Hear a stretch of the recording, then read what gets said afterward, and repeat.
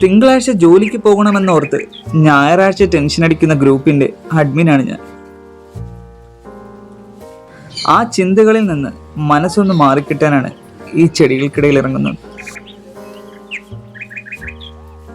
എപ്പോൾ ചെന്നാലും എന്തെങ്കിലും ജോലി ചെയ്യാൻ കാണുന്ന സ്ഥലമല്ലേ, അതുകൊണ്ട് തന്നെ ശരീരം വിയർക്കാനും ഇവിടെ വന്നാൽ മതിയല്ലോ. ഇടവേളകളിൽ വരുന്ന പരസ്യം പോലും സ്കിപ്പ് ചെയ്ത് കാണുന്ന ഈ കാലത്ത് ജീവിതം ഒരു അവാർഡ് സിനിമ പോലെ മെല്ലെ കൊണ്ടുപോകാനാണ് ഞാൻ ആഗ്രഹിക്കുന്നത്.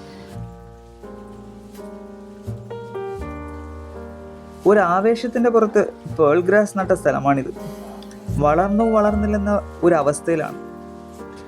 വളരാൻ മടിച്ചു നിൽക്കുന്ന പേൾ ഗ്രാസിനെ ഒന്ന് രക്ഷപ്പെടാൻ എന്തെങ്കിലും പൊടിക്കൈയുണ്ടെങ്കിൽ ഒന്ന് കമന്റ് ചെയ്യണേ. ഒരു ചെടി വാടിപ്പോയാൽ അത് നട്ടുവളർത്തുന്ന ആളും വാടിപ്പോകുമെന്ന് വായിച്ചിട്ടുണ്ട്.